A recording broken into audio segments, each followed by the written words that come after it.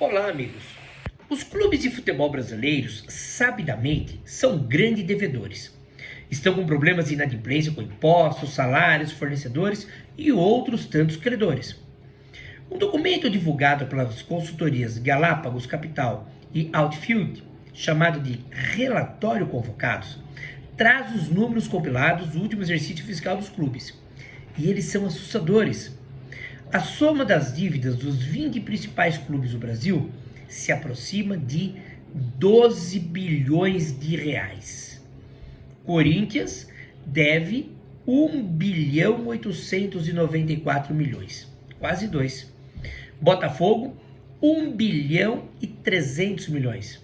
Atlético Mineiro, 998 milhões. São Paulo, 856 milhões.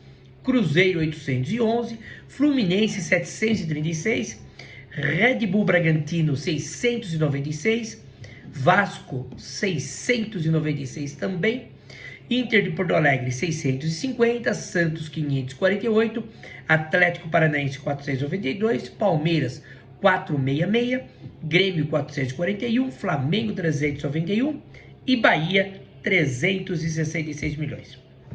Mas nós temos que tomar cuidado para interpretar esses números. Você ter dívida não significa que você é um caloteiro. Simplesmente as contas existem e serão pagas no dia do vencimento.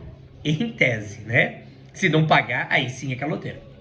Por exemplo, o Flamengo deve hoje aproximadamente 400 milhões de reais.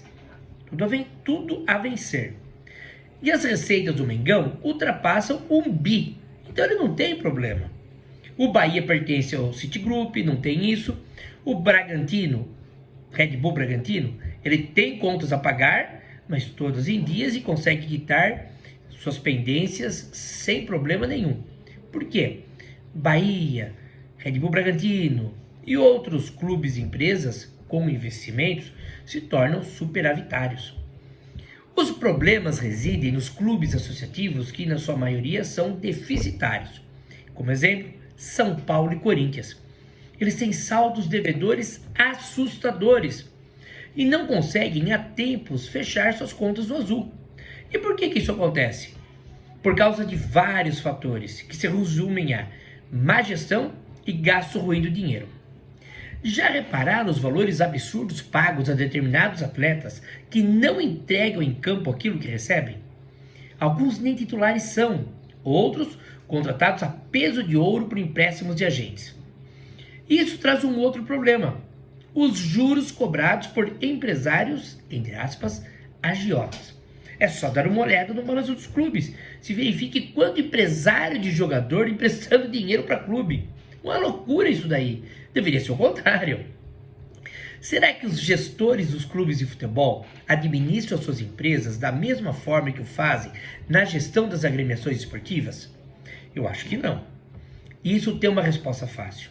Os presidentes de clubes gastam horrores pensando em conquistar títulos, imaginando que as premiações valerão um esforço e se esquecem, somente um time é campeão. Aí as contas ficam eternizadas, as conquistas não aparecem e o déficit aumenta. Não é diferente aos pequenos clubes com tantas contas impagáveis. A dívida do Paulista Futebol Clube de Jundiaí se especula entre 50 a 67 milhões de reais. Para um time na 5ª divisão estadual, de onde virá a receita? Os valores, claro, são incertos, pois sempre se fala em auditoria e o torcedor nunca sabe o valor real. Mas o certo é, dinheiro para se pagar, evidentemente não se tem. Eu fico pensando, como administrar tais contas com responsabilidade? Para um time grande, não há como fazer se não aceitar o que Palmeiras e Flamengo fizeram no período de vacas magras. Cortar despesas, contratar barato, abdicar da disputa de títulos e se esforçar em não cair para a 2ª divisão.